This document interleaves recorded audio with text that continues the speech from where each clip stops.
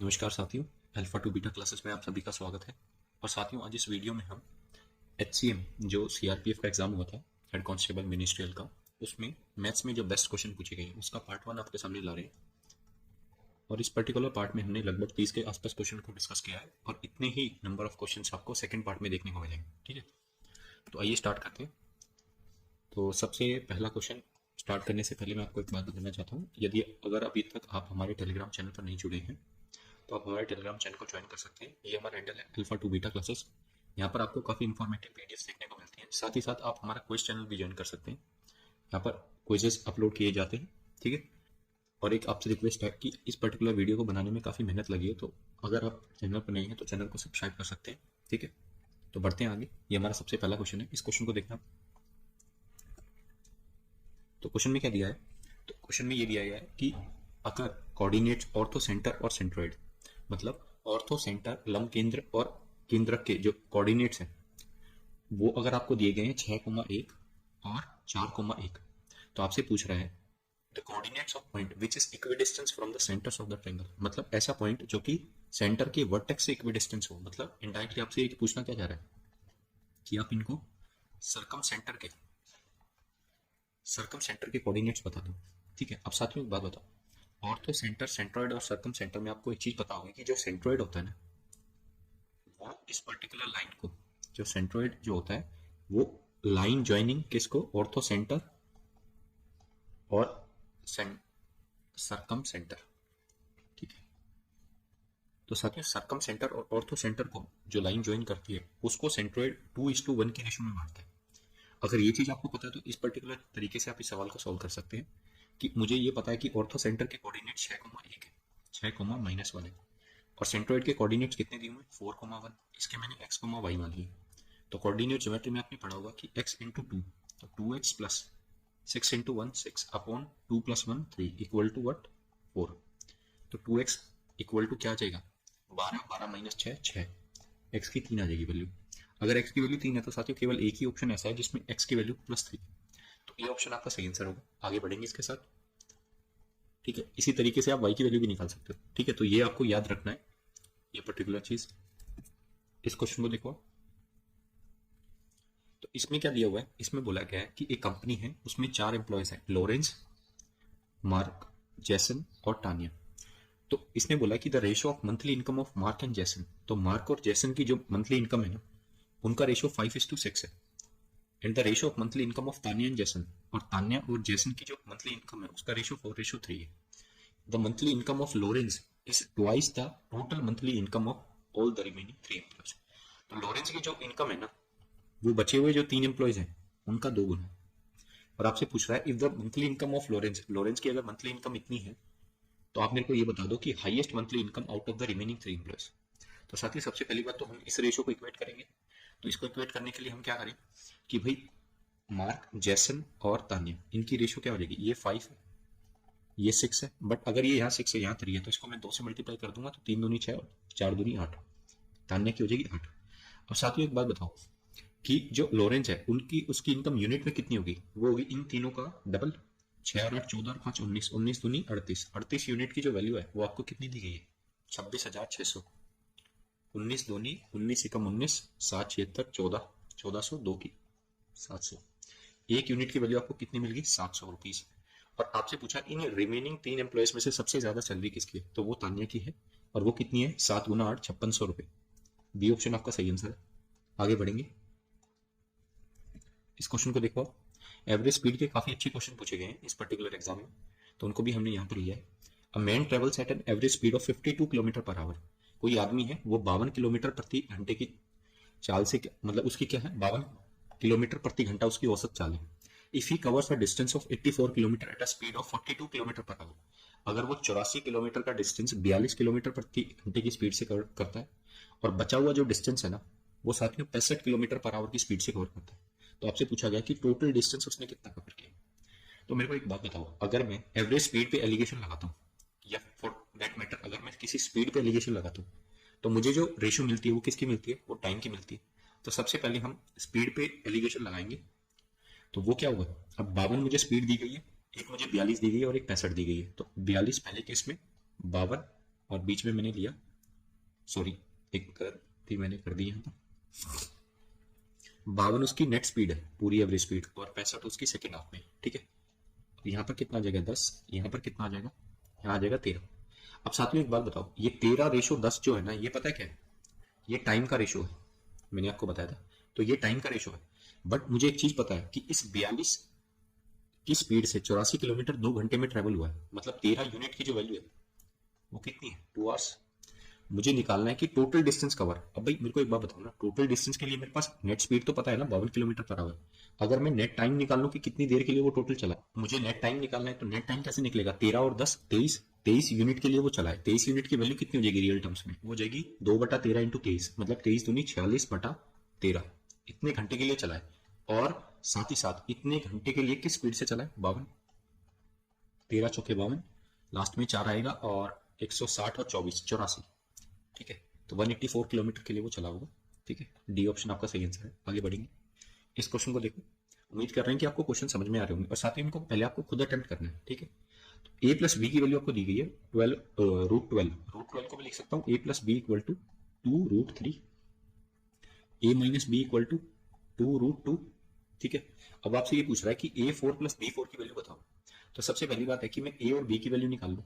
तो यहाँ से ए की वैल्यू अगर आप निकालोगे तो वो क्या आएगी, ए की वैल्यू, अब साथियों ये 2a हो जाएगा, ये 2√3 प्लस 2√2, 2 से 2 कट जाएगा, तो इसकी वैल्यू आ जाएगी √3 प्लस √2। और बी की जब वैल्यू आप निकालेंगे तो साथियों वो आएगी, यहाँ पर मैं जब √3 माइनस √2 करूंगा तो वो आ जाएगी √3 माइनस √2। यहाँ से एक चीज पता चली कि ए बी की वैल्यू 1 है, ठीक है। और अगर A4 प्लस B4 की वैल्यू निकालनी है तो ये वैल्यू होगी a plus A² plus B² का whole square minus 2A² B², इसके इक्वल होगी। अब ये वैल्यू तो मुझे पता है कि 1 है, तो 2 × 1 - 2, और यहाँ पर कितना है साथियों, A² प्लस B²। अब A² की वैल्यू क्या होगी, अब खुद देख लो, A² की जो वैल्यू होगी वो होगी 3 + 2 5, 5 माइनस 2√6, और B² की वैल्यू क्या होगी 5, ये प्लस आएगा साथियों, ठीक है। ये हो जाएगी 5 माइनस 2√6, ठीक है, क्योंकि माइनस का साइन है तो -2a भी आएगा। अब दोनों को मैं प्लस करूंगा, A² प्लस B² को प्लस करूंगा, तो 5 और 5 10, और ये दोनों कट जाएंगे, तो 10 का स्क्वायर 100, 100 माइनस 2 98। तो यहाँ आंसर क्या आ जाएगा मेरा 98, 98 मतलब डी ऑप्शन आपका सही आंसर है। आगे बढ़ेंगे, इस क्वेश्चन को देखो साथियों। इसमें बोला गया है x be the list number of 5 digit, 5 digit का सबसे छोटा नंबर, जिसको 12, 16, 35, 42 से जब डिवाइड किया जाता है तो रिमाइंडर क्या आता है 5, 9, 28, 35। तो आपको बताना है सम ऑफ डिजिट ऑफ एक्स। तो एक्स जो नंबर है ना उसकी सम ऑफ डिजिट्स आपको बतानी है। तो 12, 16, 35 और 42। अब सबसे छोटा नंबर पूछा गया है तो मैं क्या करूंगा, इन चारों का एलसीएम ले लूंगा। तो इनका एलसीएम कितना है 35 और 42 का एलसीएम, तो 210, 210 से ये तो चला जाएगा, ये जाएगा क्या, हाँ बिल्कुल 6 पे। तो इनका एलसीएम जो 35 42 का एलसीएम 12, 16, 35 और 42, मैं लिख लेता हूँ एक बार, इन दोनों का एलसीएम 210। अब 12 और 210 का एलसीएम साथियों कितना आएगा, इसका डबल करूंगा तो कितना होगा 420, 420 कटेगा क्या, तो 420 अगर आप देखेंगे तो 400 पे बिल्कुल 420 कट जाएगा, कैसे 36 और 60।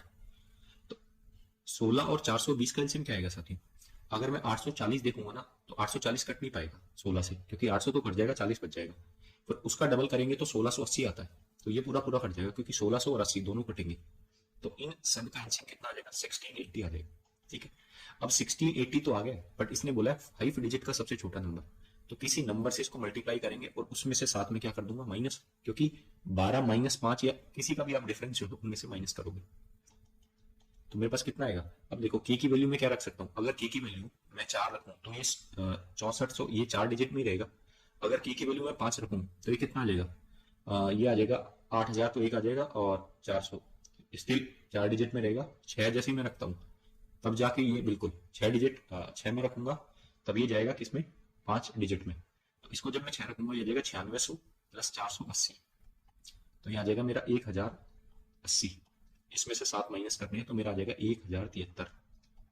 ये वो सबसे छोटा 5 डिजिट का नंबर है जिसमें से अगर आप जिससे अगर आप 12, 16, 35, 42 अगर इसको डिवाइड करें तो आपको ये रिमाइंडर देखने को मिलेंगे, ठीक है जी।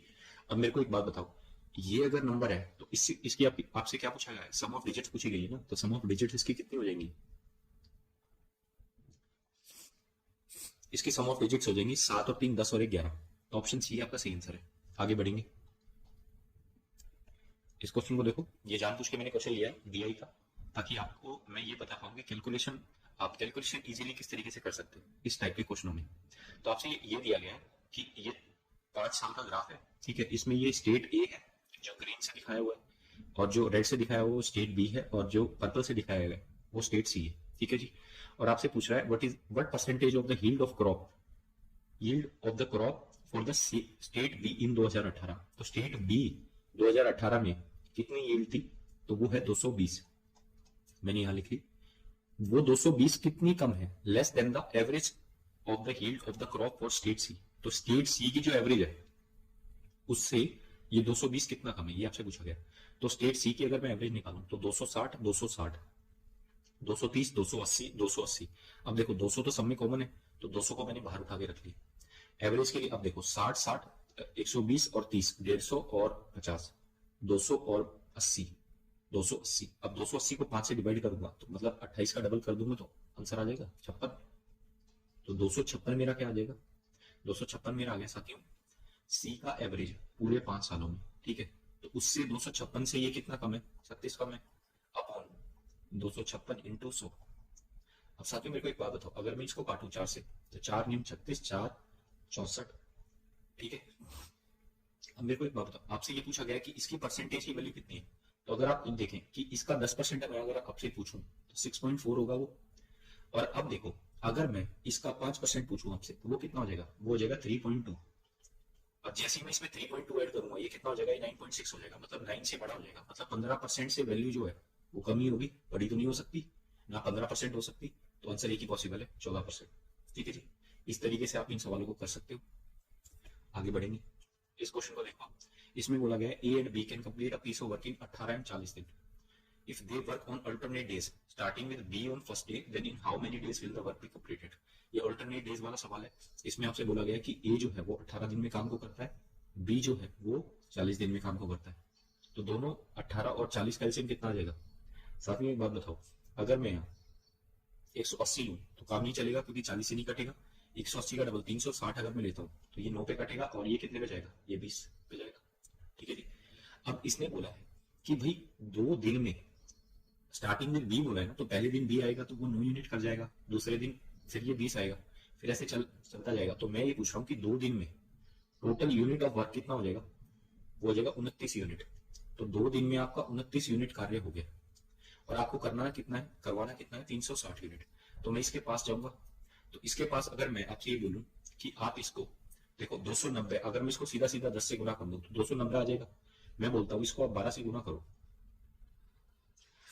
तो 12 से, हाँ जी, तो 12 से जब मैं इसको गुना करूंगा तो ये कितना आ जाएगा, 290 तो एक आ जाएगा और 58 एक आ जाएगा, तो 8 9 5 14 348 आ जाएगा जी आपका ये। तो 24 दिनों में 348 यूनिट काम हो गया आपका, ठीक है। 348 यूनिट काम हो गया। तो अगर 24 दिनों में 348 यूनिट काम हुआ तो अगले 25वें दिन कौन आएगा, 25वें दिन ऑब्वियसली बी आएगा। बी आएगा तो बी 9 यूनिट काम कर जाएगा, तो 357 यूनिट काम हो जाएगा, ठीक है, 25 दिनों में। और जब 26वां दिन आएगा तो ध्यान देना साथियों, 26वां दिन पूरा नहीं आएगा, तो ये ऑप्शन बिल्कुल पॉसिबल नहीं है, ठीक है, ये पॉसिबल नहीं है। इन दोनों में से आंसर होगा। अब मुझे एक चीज दिख रही है कि इसमें 3 यूनिट कार्य बचा हुआ है, ठीक है, तो ज्यादा लाइकली है कि ये आंसर, ठीक है। तो 3 यूनिट, अब देखो 3 यूनिट काम बचा हुआ है ना, और आने वाला कौन है, ए आएगा।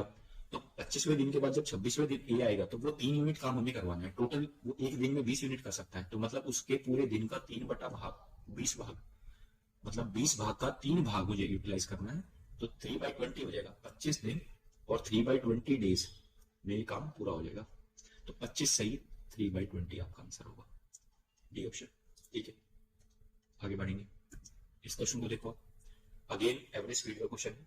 आपसे बोला गया कि कोई आदमी है, वो पहले 90 किलोमीटर को 45 किलोमीटर पर आवर की गति से ट्रेवल करता है, अगले 210 किलोमीटर को 60 किलोमीटर प्रति आवर की गति से तय करता है, और फिर 4.5 घंटे के लिए x किलोमीटर प्रति घंटे की स्पीड से चलता है। और आपसे बोला गया कि उसकी एवरेज स्पीड जो है पूरी चलने की वो 61.5 किलोमीटर है। तो x की वैल्यू बताओ। अब साथियों आपको एक बात पता होगी कि एवरेज स्पीड जो होती है वो क्या होती है, वो होती है total distance by total time. तो टोटल डिस्टेंस कितना है मेरा 90 और 210 300 प्लस, यहां अगर मैं ये मानूं कि 4.5 किलोमीटर 4.5 घंटे के लिए अगर मैं एक्स की स्पीड से चलता हूं तो मेरा डिस्टेंस क्या होगा 4.5 इंटू एक्स अपॉन ये। अब देखो टाइम कितना लगा है 45, 90 किलोमीटर ट्रेवल करने में 2 घंटे प्लस 60 की स्पीड से ये आ जाएगा 21/6, 21/6 इज 3.5 प्लस 4.5 इक्वल टू 61.5। ठीक है जी। अब देखो ये आ जाएगा 300 प्लस 4.5x और ये कितना आ जाएगा 3.5 और 4.5, ये कितना हो जाएगा 8, 8 और 2 10, 10 इंटू 61.5 615। मैं इसको काटूंगा तो सीधा सीधा 315 पे जाएगा। और साथ ही अगर आपको पता हो कि 45 के टेबल में ये 7 पे आता है, ठीक है, तो ये कितना आ जाएगा 70 आ जाएगा क्योंकि पॉइंट है इधर, तो एक्स की वैल्यू आ जाएगी 70 किलोमीटर। ठीक है 70 किलोमीटर पर आवर, तो आपका बी ऑप्शन सही है। आगे बढ़ेंगे, इस क्वेश्चन को देखो, इसमें आपको बोला गया है the curved surface area of a solid metallic cone is इतना। तो कर्व्ड सरफेस एरिया आपको दिया गया है, पृष्ठीय क्षेत्रफल, और आपको स्लांट हाइट दी गई है, तो ये ऊंचाई आपको दी गई है 26, और ये बोला गया है कि इसको मेल्ट करके एक राइट सर्कुलर सिलेंडर में मोल्ड किया जाता है। ठीक है, इससे एक राइट सर्कुलर सिलेंडर बनाया जाता है जिसकी रेडियस जो है वो 5 सेंटीमीटर है। तो आप मेरे को ये बताओ कि उसका कुल पृष्ठीय क्षेत्रफल कितना होगा सिलेंडर का। तो साथियों एक बात बताओ, अगर कर्व्ड सरफेस एरिया कोन का कितना है इतना है, तो पाई आर एल की वैल्यू आपको दी गई है 260 पाई, पाई से पाई कट जाएगा, एल की वैल्यू 26 है ना, तो आर की वैल्यू कितनी आ जाएगी 10 आ जाएगी। अगर आर की वैल्यू 10 है तो साथियों एक बात बताओ जो एच की वैल्यू है वो कितनी आएगी यहाँ से 24 आ जाएगी, क्योंकि 24 10 और 26 का क्या होता है ट्रिपलेट होता है। ठीक है, और आपको ये बात पता है कि आर एल और एच में क्या बनता है पाइथागोरस ट्रिपलेट बनता है। तो यहाँ से मैंने निकाल ली कि एच की वैल्यू 24 है, अब वॉल्यूम दोनों साइड इक्वेट करनी पड़ेगी, तो वॉल्यूम क्या होगी 1/3 पाई से पाई तो कट जाएगा R square 10 into 10 into H 24 equal to pi से पाई काट चुका हूँ आर स्क्वायर रेडियस कितना है 5 इंटू 5 इंटू एच। अब साथियों एक बात बताओ 25 से ये 100 कितने पे कटेगा 4 पे, 3 से ये 8 पे कटेगा, 8 चौके 32 एच आ गया। मुझे निकालना है what is the total surface area of cylinder. Total surface area of cylinder होता है साथियों 2 पाई आर प्लस एच। ठीक है जी, तो 2 इंटू पाई इंटू रेडियस की वैल्यू कितनी है 5 ब्रैकेट 5 प्लस 32, 32 और 5 37, साथियों 37 का मल्टीपल होगा ये चीज। ठीक है, एक ही ऑप्शन है क्योंकि ये प्राइम नंबर है, कोई और नंबर हो नहीं सकता। आगे बढ़ेंगे, इस क्वेश्चन को देखो, आपको दिया गया है कि x की वैल्यू ये है, तो आपको x की वैल्यू पूछना है, अगर x इसके बराबर है तो x की वैल्यू बता। इस टाइप के सवाल काफी पूछे जाते हैं सीपीयू में भी। तो इस क्वेश्चन को कैसे करेंगे, दोनों साइड अगर मैं स्क्वायर कर दूं x का स्क्वायर कितना आ जाएगा, इसका स्क्वायर करूंगा तो ये रूट हट जाएगा। ठीक है, प्लस 31 माइनस 2 रूट 30, और ये क्या देगा माइनस का 2ab, तो माइनस का 2 इंटू ब्रैकेट में इन दोनों का रूट आ जाएगा और इन दोनों का स्क्वायर कर दूंगा तो 31 a square minus b square लग जाएगा, तो 961 जो कि है 31 का स्क्वायर माइनस 2 इंटू 2 4 इंटू 30 120। ठीक है जी, ये कट गया आपके, और 31 31 62 माइनस 2 ब्रैकेट, ये कितना आ गया 1, और ये आ जाएगा आपका 6 में से 2 गए 4, 841 आ गया। और ये होता है साथ में 29 का स्क्वायर, 29 दूनी 58 माइनस 62 माइनस 58 4, तो डी ऑप्शन आंसर नहीं होगा। देखो मैंने भी यहाँ पर गलती कर दी क्योंकि एक्स स्क्वायर की वैल्यू ये है, तो साथियों एक्स की वैल्यू 2 होगी, जल्दबाजी नहीं करनी है आपको। ठीक है, अभी मेरा गलत हो जाता, तो ये ऑप्शन आपका सही आंसर है। आगे बढ़ेंगे, इस क्वेश्चन को देखो, इसने बोला है cost prices of article A and B are same, A is sold at a profit of 40% and B is sold for 64 less than selling price of A. और अगर टोटल पे if there is a total 20% profit in the entire transaction, तो आपको पूछ रहा है selling price of P क्या होगा। तो मैं अगर ये थोड़ी देर के लिए मान लूं कि 100 यूनिट इसका वो है और 100 यूनिट इसका कॉस्ट प्राइस है। ठीक है जी, तो अगर मैं ये बोलता हूँ कि भाई इस पे मैंने क्या लिया है 40% का प्रॉफिट, तो इसको 140 पे बेचा होगा, और इस पे मैंने क्या लिया है, इस पे मैंने क्या लिया है, इस पे मैंने लिया है 40% का प्रॉफिट, मतलब इस पे मैंने लिया है इसको मैंने बेचा है इसके सेलिंग प्राइस से 64 कम में, तो 140 यूनिट माइनस 64 में बेचा होगा। और नेट पे मुझे क्या हुआ है, अब देखो साथियों मैं सेलिंग प्राइस को इक्वेट करूंगा, ये सेलिंग प्राइस पहला है ये दूसरा है, और नेट क्या होगा 200 यूनिट के सामान पे नेट 20% प्रॉफिट हुआ है ना, तो 120 पे बेचा गया होगा 200 का सामान, तो 240 यूनिट पे बेच दिया होगा मैंने। और ध्यान देना ये रुपीज में ये यूनिट में, तो यहाँ 240 यूनिट की वैल्यू 280 यूनिट की वैल्यू 240, तो इधर कितना आ जाएगा, इधर बच जाएगा माइनस का 40 यूनिट, और ये कितना माइनस का 64 रुपीज। ठीक है, तो ये मेरा बचेगा कि 10 यूनिट की वैल्यू कितनी आ जाएगी, 16 रुपीज। तो अगर 10 यूनिट की वैल्यू 16 रुपीज है साथियों, तो मुझे एक चीज पता चलेगी कि ये अगर बी का सेलिंग प्राइस निकालना है तो 14 यूनिट की वैल्यू क्या होगी, इसको 14 से मल्टीप्लाई कर दो। 16 इंटू 14 कितना हो गया, ये हो जाएगा 160, एक और 16 चौक 64, 224। 224 में से 64 माइनस कर दो तो 0, 160। तो ऑप्शन बी आपका सही आंसर है। आगे बढ़ेंगे, इस क्वेश्चन को देखो। तो इस क्वेश्चन में दिया गया है, a man travelled the first hour at speed of 36 kilometre per hour, next 5 hours at 50 kilometre per hour, and next x hours at 75 kilometre per hour. Is the average speed of the whole journey 58.6 kilometre per hour, then the value of x। अब साथ में इसमें वही formula लगाऊंगा मैं, total distance by total time. पहले 1 घंटे 36 की स्पीड से गया तो 36 किलोमीटर ट्रेवल किए होंगे। 5 घंटे अगर 50 की स्पीड से गए तो 250 किलोमीटर ट्रेवल किए होंगे, प्लस x की स्पीड से 75 kilometre per our 75x travel कर लिया हो, अपॉन में नेट टाइम कितना लगा है, 1 घंटा यहाँ, 5 यहाँ, 6 घंटे, 6 plus x equal to what 58.6। थोड़ी साथियों कैलकुलेशन करनी पड़ेगी और आपको आनी भी चाहिए।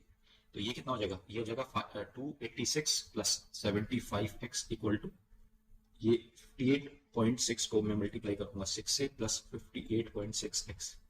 अब देखो ये कितना हो जाएगा, 6 6 36, 3 48 और 3 51, 5 30 और 5 35। और इसको जब इसमें से माइनस करेंगे तो साथियों कितना बचेगा, ये आ जाएगा 0.6, 11 में से ये 5, और ये बचेगा मेरा 34, 34 में से 65.6, और इधर जब मैं इसको लाऊंगा तो ये बचेगा मेरा पॉइंट, ये आ जाएगा अपना 4, और 74 में से ये जाएंगे 16, तो मेरा बचेगा 16.4x इक्वल टू 65.6। तो x की वैल्यू साथियों इसका कितने गुना है, सीधा सीधा आपको दिख रहा है इसका 4 गुना है, क्योंकि 16 चौक 64 और 4 गुना 4 1.6, 64 प्लस 1.6 65.6। तो x की वैल्यू 4 आ गई। x की वैल्यू 4 है तो आपसे x की वैल्यू पूछी थी, x की वैल्यू 4। आगे बढ़ोगी, इस क्वेश्चन को देखो। इसमें बोला गया the ratio of acid to water in solution A and B is इतना एंड इतना। तो ए सॉल्यूशन में एसिड टू वाटर का रेशियो जो है वो 4:11 है, और बी में ये 3:7 है। ठीक है जी, पहले एसिड है फिर वाटर, बात ये भी याद रखनी है आपको। 3 litres of A is mixed with 5 litres of B. अगर इसके 3 लीटर इसके 5 लीटर के साथ मिला दूं, and then 1 litre of water is added to the resulting mixture, what is the percentage of acid in the final mixture. तो आपसे acid की परसेंटेज पूछ रहा है फाइनल मिक्सचर में। तो साथियों एक बात बताओ, अगर इसमें ये बोला है कि 4:11 है, तो अगर मैं आपसे ये पूछूं कि एक्चुअल लीटर में कितना होगा ये, तो आप बोलोगे कि 15 यूनिट। 15 यूनिट की वैल्यू किसके बराबर है, 3 लीटर के। तो 1 यूनिट की वैल्यू 1/5 लीटर के बराबर होगी। तो 4 यूनिट किसके बराबर होंगे, तो इसमें एसिड होगा 4/5 लीटर। और इसी में ऐसे ही पूछूं मैं आपसे कि एसिड कितना है, तो आप बोलोगे 10 यूनिट की वैल्यू 5 लीटर, 1/2 लीटर की वैल्यू 1 यूनिट। ठीक है, तो 3 यूनिट की वैल्यू क्या होगी, 3/2 लीटर। तो ये तो आ गया आपका नेट एसिड। ठीक है जी, आपका नेट वाटर कितना आ जाएगा, तो 11/5 प्लस 7/2, 22 और 35, 22 प्लस 35/10, ये आ जाएगा मेरा 7 और 5.7 लीटर्स। ठीक है, और ये मेरा आ जाएगा कितना, 8 और 23, 23/10 मतलब 2.3 लीटर्स मेरा क्या आ जाएगा, एसिड। अब साथियों एक बात बताओ, अगर नेट मिक्सचर में मैं 1 लीटर और क्या ऐड कर देता हूँ, वाटर ऐड कर देता हूँ, तो मेरा नेट कितना आ जाएगा, 6.7 लीटर्स वाटर हो जाएगा। ठीक है, तो नेट अगर मैं आपसे ये पूछूं कि 6.7 लीटर्स तो आपका वाटर हो गया। ठीक है जी, और एसिड की आपसे क्या पूछी जा रही है, कंसेंट्रेशन पूछी जा रही है फाइनल मिक्सचर में। तो ये हो जाएगी 2.3 अपॉन नेट आपका कितना हो गया, नेट कितना हो गया, 6 और 2 8 और 1 9 इंटू 100। ठीक है जी, तो ये आ जाएगा 230/9। इजी है इसको सॉल्व करना। 9 से कितने पे जाएगा ये, 9, 2 या 18, और आपका कितना बच जाएगा ये, साथियों सीधा सीधा देखो, 20 तो एक हो जाएगा, 180 हट गया। ठीक है, 180 मैंने एक हटा दिया, 50/9 कितना होगा, 50/9 में से मैं 45 हटा दूंगा तो 5 हट जाएगा, 25 पॉइंट समथिंग आएगा। ठीक है, ठीक है, 5/9 बचेगा ना फिर, तो 25 पॉइंट समथिंग आपका बी ऑप्शन। आगे बढ़िए, इस क्वेश्चन को देखो। तो इसको सिंप्लीफाई करना है। ठीक है, इस टाइप का क्वेश्चन भी पूछा गया है, तो अगर आपको सिंप्लीफिकेशन में थोड़ा बहुत डर लगता है तो इस क्वेश्चन को आप प्रैक्टिस कर सकते हैं। ठीक है जी, ये अच्छा क्वेश्चन है। तो इसमें सबसे पहले आप देखो, सबसे पहले तो बार सोल्व होता है, क्योंकि आपको पता होगा वी बोर्ड मास, वी बोर्ड मास। बी बार और बी फिर ब्रैकेट ओ फिर ऑफ। तो अब सबसे पहले ऊपर मुझे क्या दिख रहा है, मुझे कुछ नहीं, मुझे एक ब्रैकेट दिख रहा है, तो सबसे पहले मैं इस ब्रैकेट को सोल्व करूंगा, और उसमें भी सबसे पहले ब्रैकेट के अंदर आऊंगा, तो सबसे पहले इस ऑफ को सोल्व करूंगा, सबसे पहले इस ऑफ को सोल्व करूंगा, तो ये हो जाएगा मेरा। इसको अगर मैं सोल्व करूँ, दो दूनी चार, 2 × 4 8 और एक 9, 9/4 डिवाइडेड बाई, ये कितना हो जाएगा, दो से ये, दो से कितने पे कटेगा, 4 पे, और 3 से 3, 3/4 आ जाएगा आपका।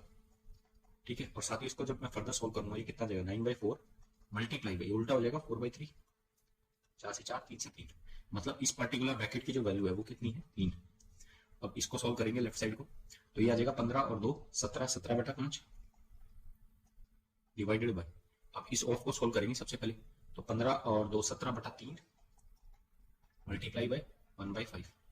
अब साथ में यहाँ कुछ नहीं दिख रहा है मुझे, यहाँ आ जाएगा मेरा 17/15, इसको मैं लिख देता हूँ 17/15, और उसको उल्टा भी करना है, तो मैं लिख देता हूँ 17/5 मल्टीप्लाई बाई 15/17।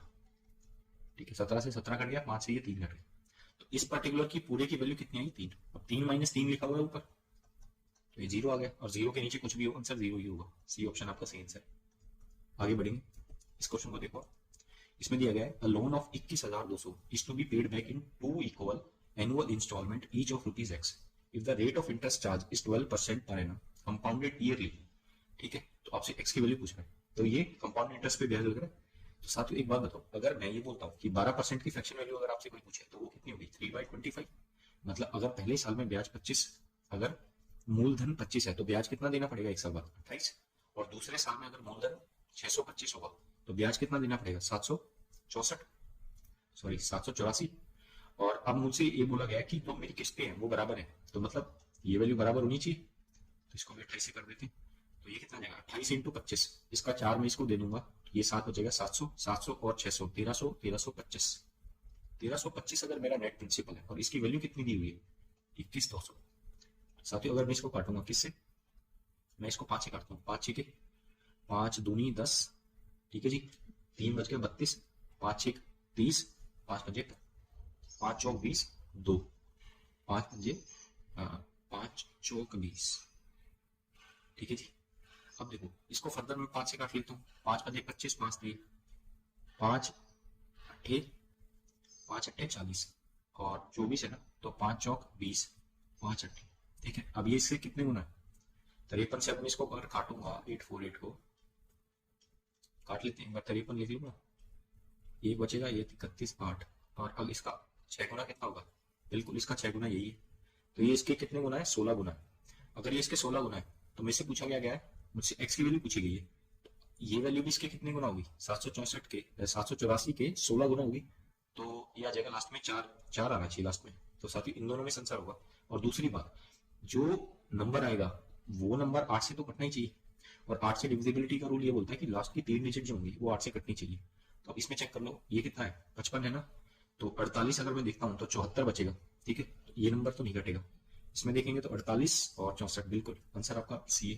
ठीक है, आगे बढ़ेंगे, इस क्वेश्चन को देखो, इसमें बोला गया है the simple interest on a certain sum for 5.5 साल at the rate of 20% per annum is 2772 less than the amount of the same sum for 1.5 साल at the same rate of interest compounded half yearly. इसने ये बोला है कि जो साधारण ब्याज है ना 5.5 साल के लिए 20% पर एनम के हिसाब से वो 2,772 रुपए कम है, जो अमाउंट प्राप्त होती है 1.5 साल के लिए अगर उसको साधारण ब्याज पर लगा दे, और जो कंपाउंडेड किया जा रहा है ब्याज वो हाफ ईयरली किया जा रहा है। ठीक है, तो साथ ही एक बात बताओ, एसएल कितना आएगा पहले केस में, अगर मैं परसेंटेज में पूछूं, तो 5.5 साल 20 साल के लिए, तो मतलब ये हो जाएगा 11/2 × 20, 11/2 × 20 मतलब 110%, तो ब्याज यहाँ पर मेरा 110% है। ठीक है, और सेकंड केस में अगर मैं आपसे ये पूछूं कि अमाउंट, ध्यान देना सेकंड केस में अमाउंट बोलिए, ये लिखा हुआ है इसमें। ठीक है, तो सेकंड केस में अमाउंट कितनी होगी, अमाउंट के लिए क्या करो, सबसे पहले सीआई बताओ, सीआई कितना होगा, तो भाई अगर हाफ ईयरली कंपाउंड हो रहा है तो ब्याज क्या हो जाएगा 10%, और हाफ ईयरली में 1.5 साल में 3 साइकिल बनेंगे, तो 10% को अगर 3 साल के लिए कंपाउंड किया जाएगा तो 33.1% आएगा, ये आपको पता है, और 100% आपका ब्याज है, तो 100 + 33.1 इतना क्या होगा 133.1, इतना परसेंट आपका क्या आ जाएगा, अमाउंट आ जाएगा। अब इसने बोला है कि जो अमाउंट सेकंड ईयर के उसमें प्राप्त होता है ना, वो इस एसआई से 2,772 रुपए ज्यादा है, तो इन दोनों का डिफरेंस कितना है, इन दोनों का डिफरेंस है 23.1 का। इतने परसेंट का, और इसकी वैल्यू कितनी है 2772। अब साथियों ध्यान से देखो, ये दोनों नंबर जो है ये 11 से कट रहे हैं, तो मैं काटता हूँ 11 दूनी 22, 11 दूनी 22, एक 11 कम 11, 2.1% की वैल्यू कितनी आएगी 11 दूनी 22, 57 पंजे 55, 2 22, 11 दूनी 22। ठीक है जी, 21 से काटेंगे और ध्यान देना नीचे 10 बचेगा क्योंकि ये डेसिमल है, तो 21 से काटूंगा तो 21 से कम 21, 21 दूनी 42, तो 1% की वैल्यू साथियों कितनी आ गई 120। और 100% की वैल्यू अगर आपसे पूछेगा तो डबल जीरो लगा देना, 12,000 पे आपका आंसर, डी ऑप्शन। आगे बढ़ेंगे, इस क्वेश्चन को देखो, इसमें बोला गया है कि एक 9 डिजिट का नंबर है वो 72 से डिविजिबल है, तो अगर ये 9 डिजिट का नंबर 72 से डिविजिबल है तो आपसे पूछ रहा है maximum possible value of 3x plus 4y।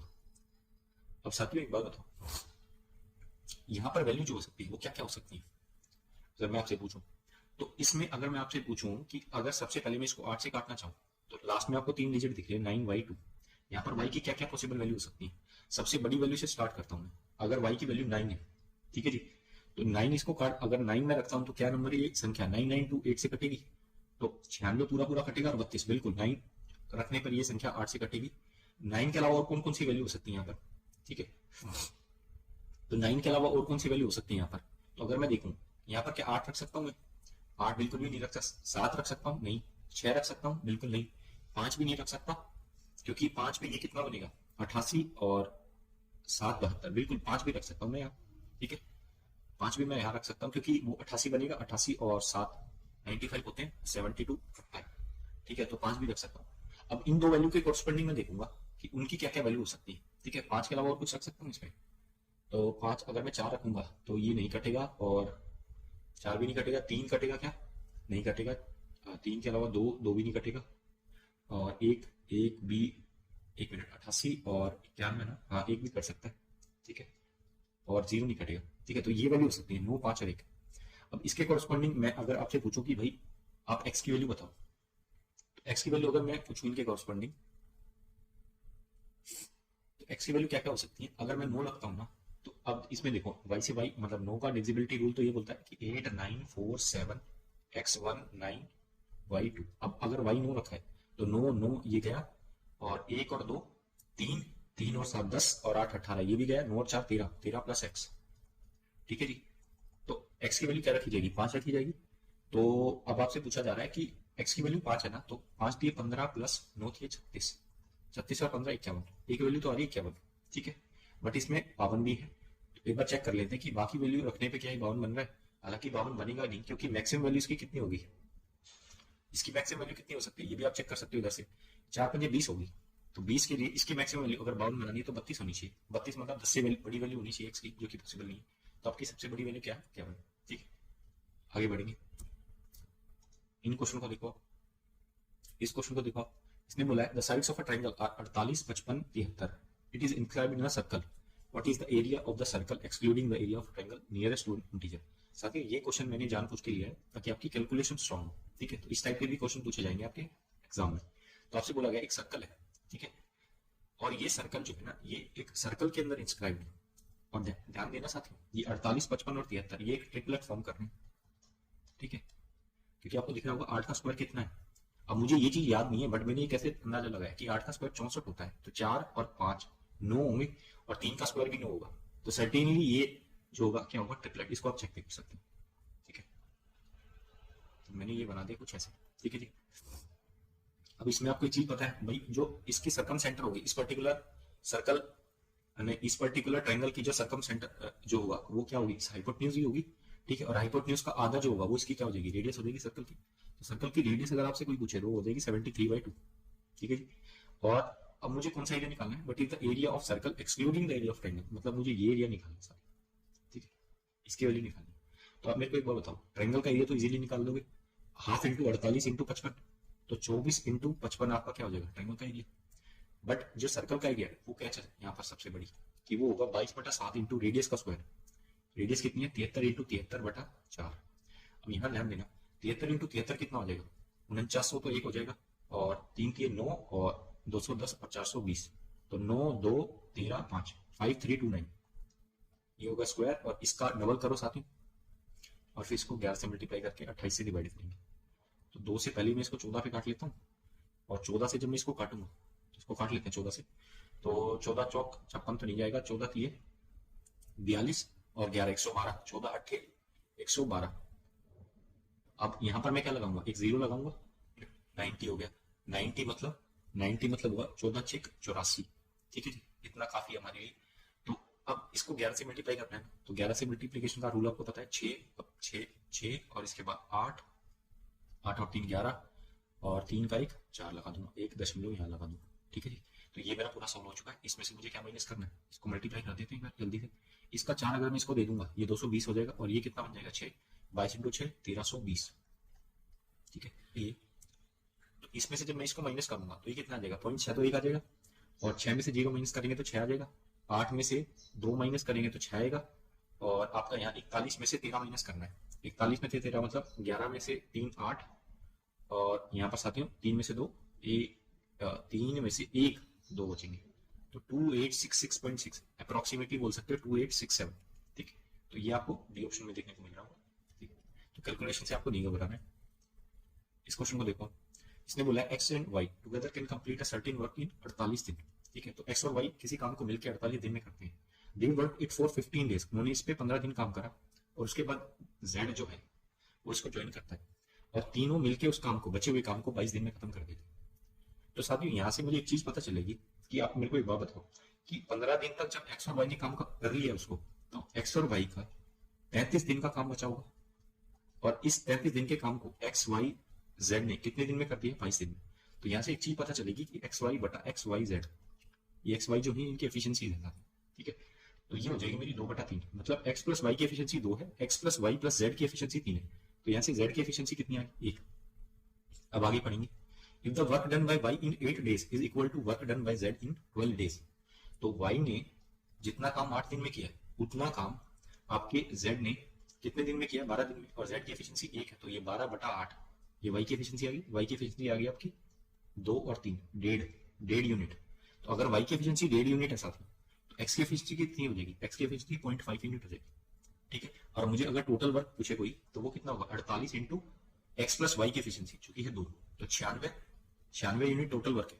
और आपसे बोला गया कि एक्स अलोंग उस पूरे काम का 1/12 भाग कितने दिन में करेगा, तो पूरे काम का 1/12 भाग कितना हो जाएगा, 8 यूनिट, और इसको एक्स से करवाना है ना, तो 1/2, तो 16 दिन में कर देगा। बी ऑप्शन आपका सही आंसर। आगे बढ़ेंगे, इस क्वेश्चन को देखो आप। इसमें आपसे बोला गया कि रूपा की सेविंग्स जो वो 16% है उसके एक्सपेंडिचर का। If her savings increase by 25% and expenditure increases by 10.5%, then the percentage increase in income, उसकी इनकम में परसेंटेज चेंज बताना है। तो मेरे को एक बात बताओ, 16% की जो फ्रैक्शन वैल्यू होगी वो क्या होगी, कि उसकी सेविंग्स 16% है ना, 4/25। ठीक है जी, और 4/25 उसके एक्सपेंडिचर का है, तो मतलब अगर ये एक्सपेंडिचर है तो ये उसकी सेविंग्स सही होंगी। तो मैं बोल सकता हूँ सेविंग्स एक्सपेंडिचर क्या आ जाएगा, 25/4। ठीक है, अब उसने बोला कि एक्सपेंडिचर जो है वो कितना बढ़ता है, वो तो बढ़ता है 10.5%, और जो सेविंग्स है वो बढ़ती है आपकी 25%। ठीक है, तो देखो साथियों इस पर्टिकुलर क्वेश्चन को करने का सबसे बेस्ट मेथड है डेविएशन। ठीक है, हालांकि इसको आप मिक्सचर वगैरह से भी कर सकते हो। ठीक है, और भी बहुत तरीके हो सकते हैं इसके, बट आप डेविएशन से करो इसको, काफी आसान रहेगा। कि जैसे अगर मैं मान लेता हूँ कि उसकी नेट इनकम जो है वो 10.5% तो बढ़ी ही होगी, और यहाँ पर एक्स्ट्रा कितनी बढ़ रही है 10.5% से, तो वो बढ़ रही होगी 14.5%, और ये 14.5% किस पे बढ़ाया जा रहा है, 4 पे, तो 14.5% इंटू 4 बटे, अब ये टोटल हिस्सा कितना में बटेगा, 4 + 25 29 में बटेगा, और 29 का 5 गुना ही कितना होता है 14.25, तो 0.5 इंटू 4 2, तो 12.5% नेट चेंज आएगा आपका इनकम में। डी ऑप्शन आपका सही आंसर है।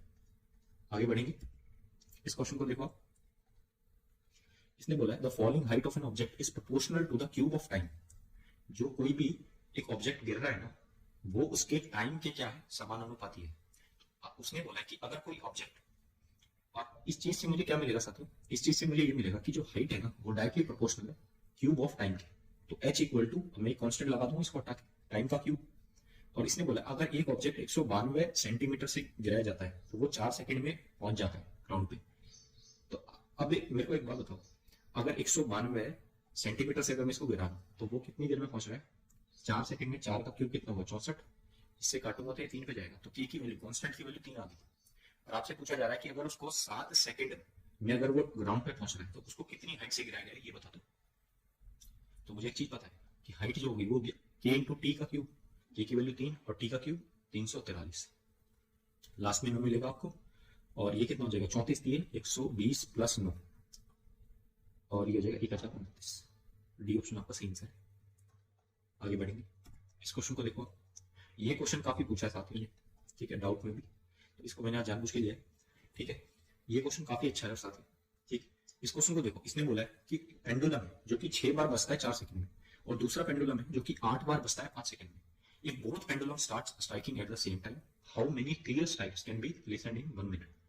और साथियों एक बात बताओ, अगर एक पेंडुलम जो उसको बजाया जाता है, अगर ये छह बार बजता है 4 सेकंड में, ठीक है, और क्लियर स्ट्राइक का मतलब पता है क्या साथियों? क्लियर स्ट्राइक का मतलब ये है जब ये साथ में बजेंगे तो उनको मुझे इंक्लूड नहीं करना, ठीक है, यूनिक मुझे इनकी स्ट्राइक्स लेंगे। तो अब इसने बोला कि छह बार बजता है 4 सेकंड में, तो अगर मैं आपसे ये पूछूं कि भाई एक बार वन टाइम कितनी सेकंड बाद बजेगा, तो वो हो जाएगा 4/6 सेकंड। और दूसरा पेंडुलम, ये मैं ए मान लेता हूँ और दूसरे को मान लेता हूँ बी, तो बी पेंडुलम जो है वो एक बार कितनी सेकंड बाद बजेगा, वो बजेगा 5/8 सेकंड बाद, ठीक है।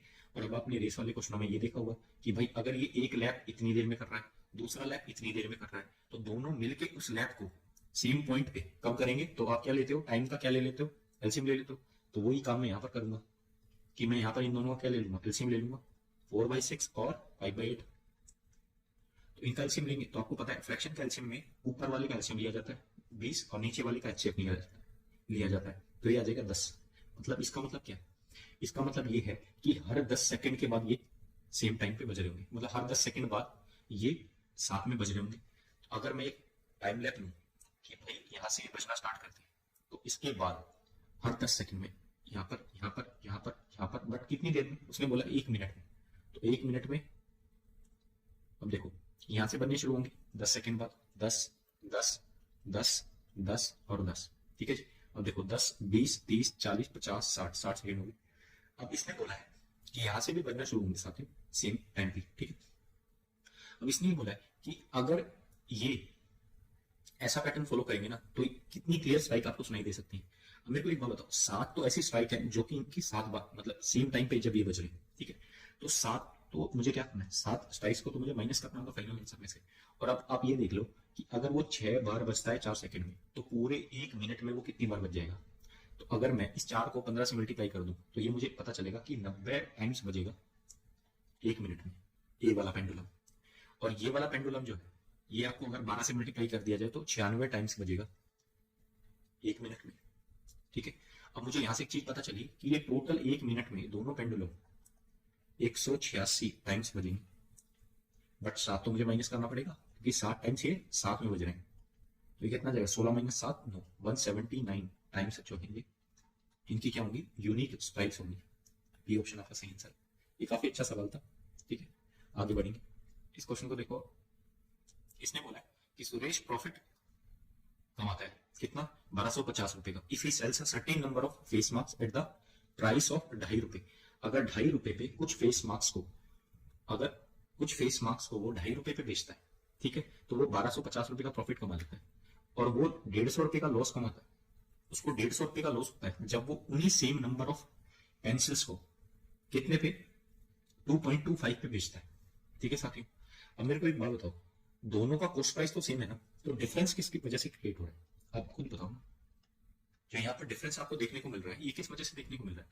अगर कॉस्ट प्राइस सेम है, क्वांटिटी सेम है, तो यहाँ पर डिफरेंस साथियों का केवल आपको एक चीज से दिख रहा होगा, जो कि है सेलिंग प्राइस, ठीक है। सेलिंग प्राइस में जो फर्क है ना, उसकी वजह से आपको इन दोनों में डिफरेंस दिख रहा होगा।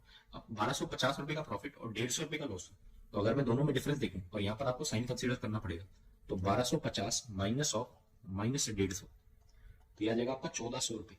तो 1400 रुपए का जो गैप है ना, ये कवर कौन करेगा, 2.5 माइनस 2.25, ठीक है, 2.5 रुपए माइनस 2.25 रुपीज, तो ये कितना जाएगा, 0.25 रुपए।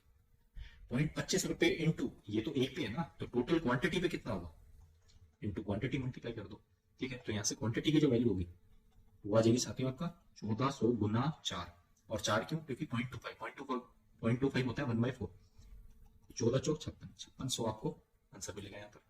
तो आपका आंसर होगा डी ऑप्शन। आगे बढ़ेंगे, इस क्वेश्चन को देखो, इसमें बोला गया the simple interest on a sum of ₹250 तो 250 पे जो सिंपल इंटरेस्ट है ना, 250 रुपए के मूलधन पे जो सिंपल इंटरेस्ट आपको मिलता है वो 600 रुपए बढ़ जाता है अगर टर्म ऑफ डिपॉजिट, जो पैसा निवेश किया गया है उसको 5 साल के लिए बढ़ा दिया जाए। तो आप एक बात बताओ, 5 साल के लिए 600 रुपए, 1 साल के लिए कितना, 120 रुपए, और 25 पे 120 का निकाल लो, 2500 पे 120, 100 से 100 कट गया 25, और पॉइंट कितना बचेगा 20 और 200, 4.8%। ठीक है, तो आपका बी ऑप्शन सही आंसर है। आगे बढ़ेंगे।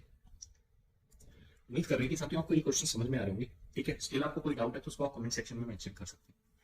ये क्वेश्चन देखो, इसमें बोला गया कि 3 नंबर है, उनको डिवाइड किया जाता है किसी 2 डिजिट नंबर से। ठीक है, और वो जो 2 डिजिट नंबर है वो के है, और आपसे बोला गया कि हर केस में रिमाइंडर जो है वो पी बचता है। तो आपसे पूछा गया 2k - 3p की वैल्यू। ये अच्छा सवाल है। तो आप एक बात बताओ, अगर इन तीनों को सेम नंबर से डिवाइड किया जाता है और रिमाइंडर भी सेम आ रहा है, तो मैं क्या देखूंगा, सबसे पहले मैं ये देखूंगा कि इनका एचसीएफ कितना है। ठीक है, तो इनका डिफरेंस निकाल लो। 395 माइनस 2247, ये कितना आ जाएगा, 7 - 5 2, 4 - 5, ये बचेगा 21 माइनस 13, 8 बचेगा, 852 यहाँ पर डिफरेंस है।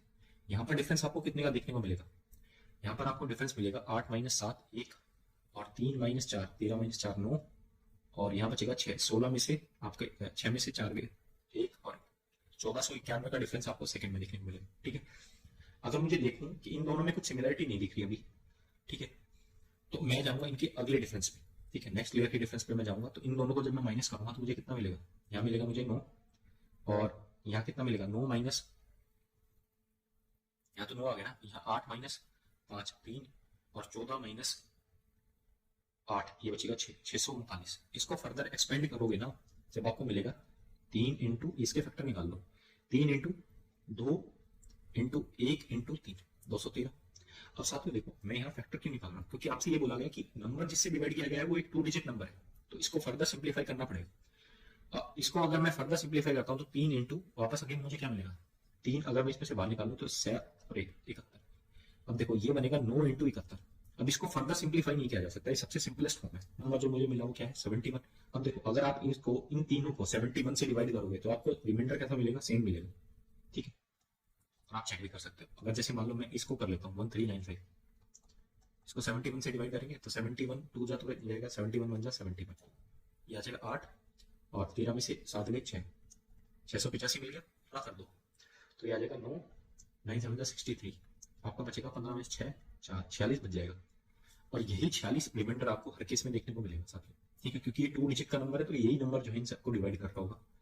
ठीक, तो अब आप एक बात बताओ, ये 2 डिजिट का नंबर है, मतलब ये नंबर की वैल्यू जो रही होगी वो क्या है, कि मतलब के की वैल्यू 71 है, और आपकी जो पी की वैल्यू है वो कितनी है 46, और आपसे पूछा गया के का 2 गुना मतलब 142 माइनस इसका 3 गुना, 46 का 3 गुना कितना होगा 138, तो 142 माइनस 138 4, ऑप्शन बी आपका सही आंसर। ठीक है, आगे बढ़ेंगे। इस क्वेश्चन को देखो, इसने बोला average weight of some people in a group was 66। किसी एक सर्टेन ग्रुप में कुछ बच्चों का एवरेज जो है वो 66 किलो है। जब 2 बच्चे जिनका एवरेज वेट 57.4 और 63.6 छोड़ के चले जाते हैं इस ग्रुप को, और 3 नए लोग यहाँ पर आते हैं जिनका एवरेज वेट जो है 65 78.8 और 67.2 वो इसको ज्वाइन कर लेते हैं, तो एवरेज वेट आपका जो है 1.5 kg से क्या हो जाता है, बढ़ जाता है। तो आपसे पूछा गया है how many people were there in the group initially. Initially कितने लोग थे, ध्यान देना साथियों, आपसे इनिशियली पूछा है। आप मेरे को एक बात बताओ, अगर मैं आपसे ये पूछूं कि नेट डेविएशन कितना है, जब 2 लोग थे तो उनके पास नेट वेट कितना था, पर समझो होगा वो होगा आपका 6 और 4 10, 10 और 11, और 11 और 1 12, 121 kg आपको दिखेगा। ठीक है जी, 121 kg जो था जाने वाले लोगों के पास था, और जो लोग आने वाले हैं 3 उनके पास नेट वजन कितना है, उनके पास है साथियों 8 और 2 10। ठीक है, और इनको मैं ऐड करूंगा तो मुझे मिलेगा 7 और 8 15, 15 और 5 20, और 1 21, 2 कैरी 13 और 6 19, और 2 21, 211 किलो। मतलब 211 किलो वाले लोग अंदर आ रहे हैं और 121 किलो बाहर जा रहे हैं। तो नेट डेविएशन से जो इफेक्ट होगा, मतलब नेट जो वेट होगा उनका डिफरेंस कितना होगा, इन दोनों का डिफरेंस अगर आप निकालोगे तो 90 किलो मिलेगा। मतलब साथियों 90 किलो ग्रुप में एक्स्ट्रा है। अब देखो 90 किलो अगर एक्स्ट्रा है तो भाई 66 किलो तो इसी में कंज्यूम हो गया एवरेज में।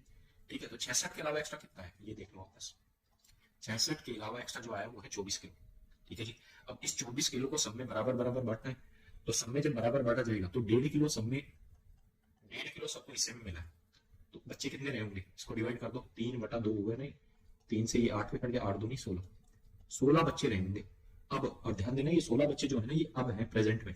तो पहले कितने थे, अब आप खुद सोचो, पहले जितने भी बच्चे थे उसमें से 2 बच्चे बाहर निकल गए, 3 बच्चे नहीं आए हैं, तो 3 + 2 1, एक उधर जाएगा तो 15, मतलब पहले 15 रहेंगे बच्चे। तो ऑप्शन बी आपका सही है। ठीक है जी, आपको समझ में आएगा ये सवाल। इस क्वेश्चन को देखो, ये पार्टनरशिप का क्वेश्चन है। आपसे बोला गया है ए और बी जो है वो किसी साझेदारी में हिस्सा लेते हैं, जिसमें उनकी जो कैपिटल है, जो पूंजी है, उनको वो 2/3 रेशो 5/9 में निवेश करते हैं। ए एक वर्किंग पार्टनर है, तो उसको एक्स्ट्रा पैसे मिलेंगे, तो वो क्या करते हैं, 34% एनुअल प्रॉफिट, जो भी सालाना लाभ होता है उसमें से 34% निकाल लेता है अपने हिस्से के लिए। ठीक है, और बाकी बचे हुए को वो अपनी इन्वेस्टमेंट के रेशो में डिवाइड करते हैं। अगर ऐसा किया जाता है तो बी को 15 लाख रुपए मिलते हैं शेयर के हिसाब से। ठीक है, और आपसे पूछा जा रहा है कि total amount received by A in annual profit was, तो टोटल अमाउंट जो है एनुअल प्रॉफिट में से ए को कितनी मिली होगी, ये आपसे पूछी जाएगी। अब साथ में एक बात बताओ, ए और बी को मैंने बिठा दिया, इनके पास कैपिटल का जो रेशो है वो कितना है, इसको 9 को उधर ले जाओ तो 9 दूनी, या फिर इसको 3 से काट भी सकते हो, 3 3 दूनी 6, 6:5 हो जाएगा। कि एक साल में जो नेट प्रॉफिट होगा वो 11 यूनिट रहा होगा, 11 यूनिट रहा होगा। ये एनुअल प्रॉफिट है, इसमें से 34% तो एक हो जाएगा सीधा सीधा, और जो बचा हुआ 66% है उसको ये बांटेंगे 6:5 के इसमें।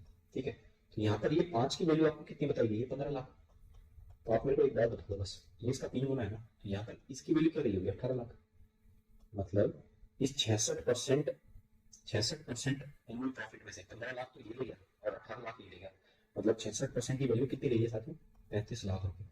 ठीक है जी, 66% की वैल्यू अगर 35 लाख है, तो मैं आपसे अगर ये पूछूं कि 34% की वैल्यू बता दो, तो क्या हो जाएगी, इसकी आधा हो जाएगी, 17 लाख रुपए।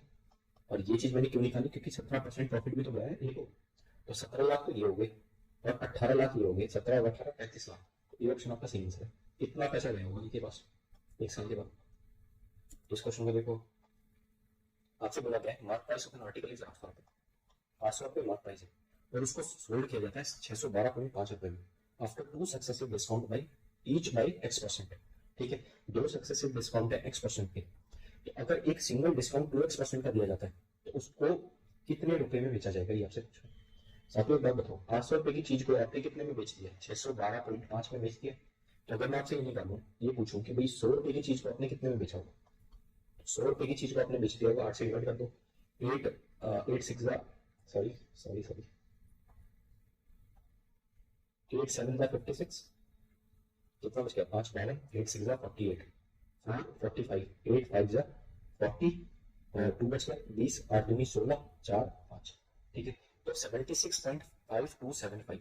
अब साथियों एक बात बताओ, इतने में तो बेचा है, तो आपका जो नेट डिस्काउंट रहा होगा वो कितना रहा होगा, वो रहेगा 23 ये 75 आ गया आपका, और ये आ जाएगा 23.475।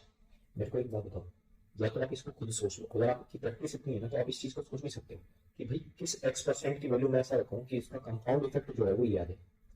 तो अगर आप सोचें कि भाई 12% और 12% रखा जाए, तो साथ में मैं बताऊं 12% का नेट इफेक्टिव तो 24 होगा, 24 में से माइनस करेंगे, 24 में से अगर मैं माइनस करूंगा, -24 + 1.44, तो लास्ट में जो वैल्यू वही होगी वो 6 आएगी। ठीक है, तो ये 5 तो नहीं हो सकती, और 13 रखने की वैल्यू क्या हो जाएगी, ये चेंज हो जाएगी यहाँ पर, क्योंकि 13 और 13 26 होंगे, और ये वैल्यू जाएगी 25 के आसपास आपकी। ठीक है, 23 नहीं जा सकती, तो आपका जो वैल्यू रही होगी ना वो 12 और 13 के बीच में रही होगी, जिसमें लास्ट में 5 आएगा, तो एक ही वैल्यू हो सकती है, वो होगी 12.5%।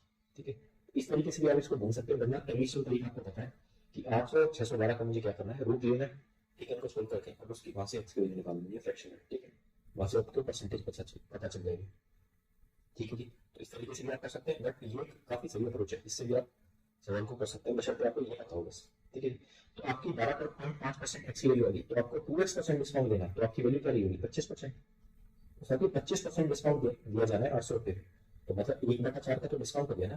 तो बेचा कितने में गया होगा, बेचा गया होगा 3/4 में, तो 3/4 और 500 कितना देगा, 600 रुपए। ये ऑप्शन आपका सही आंसर। आगे बढ़ेंगे, इस क्वेश्चन को देखो, अगेन सिंप्लीफिकेशन का क्वेश्चन है, आपसे ये क्वेश्चन पूछा जा रहा है, इसमें साथियों एक बात बताओ, पॉइंट सबसे पहले मैं इनको सोल्व करूंगा, वी आपको बताया था वी बोर्ड पास, तो सबसे पहले बार वाले सोल्व होंगे, तो इसमें अगर मैं लिखता हूँ ये क्या देगा, 52/99 माइन डिवाइडेड बाय, ये कितना हुआ, 57 - 5, 52/90, 52/90 मल्टीप्लाई बाय 4 दूनी 8 और 3 11, 11/2। अब सबसे पहले इस पर फोकस करो साथियों, इसको जब मैं क्या करूंगा 52/99 इंटू इसको करूंगा 90/52 हो जाएगा। 52 से 52 कट गया, ये कितना आ जाएगा 10/11। 10/11 इंटू में 11/2, ये आपका मिलेगा 5। तो मतलब इस पूरे की वैल्यू, न्यूमरेटर की वैल्यू 5 आ गई। इसको सोल्व कर लेते हैं। सबसे पहले इसमें क्या सोल्व होगा आप खुद बताओ। सबसे पहले ये बार सोल्व होगा, तो ये हो जाएगा 2 प्लस 90/99, 10/11, 11 दूनी 22, 22 और 10 32/11। ऑफ है, ऑफ से पहले मेरे को डिवाइड भी दिख रहा है, तो डिवाइड बाई 2/11 ऑफ 8, पहले ही ऑफ सोल्व होगा साथ ही।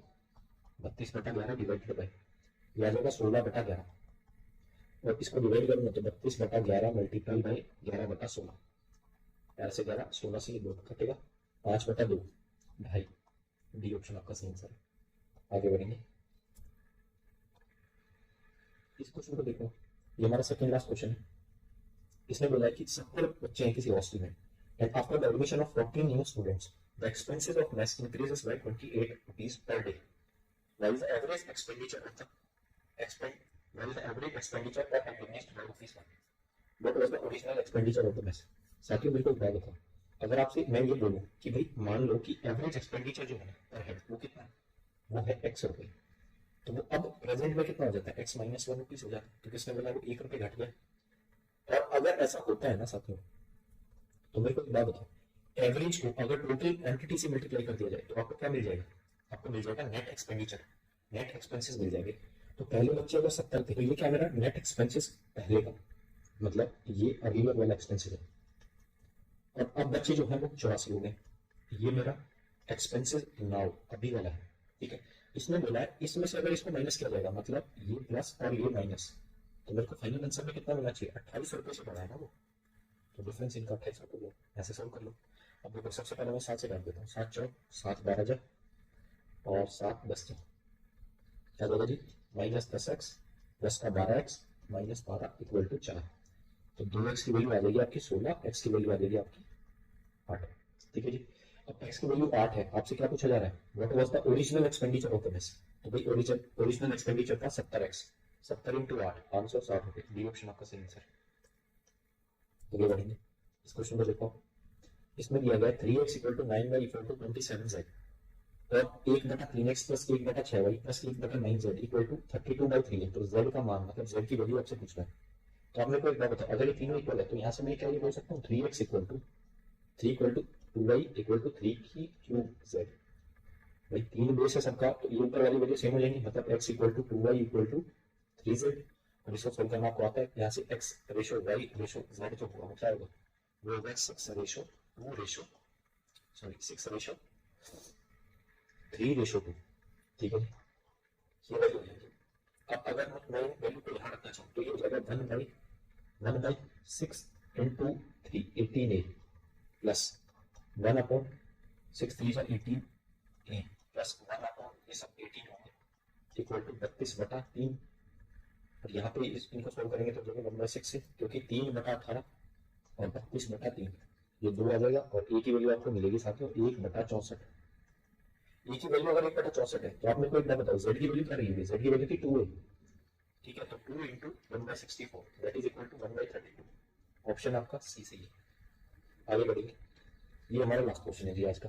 ठीक है, और ये क्वेश्चन हमारा लास्ट है जी आज का, ये क्वेश्चन मैं आपको होमवर्क के लिए दूंगा। ठीक है, वो क्वेश्चन ऑलरेडी मैंने आपको बताया हुआ है, तो इस क्वेश्चन को देखो, इसमें आपको क्या देखो, इसको आपको सिंप्लीफाई करना है। मैं ये बोलता हूँ इसको सबसे बेस्ट तरीका इसको आप परसेंटेजेस के फॉर्म में कंसीडर करके इसको सॉल्व करो।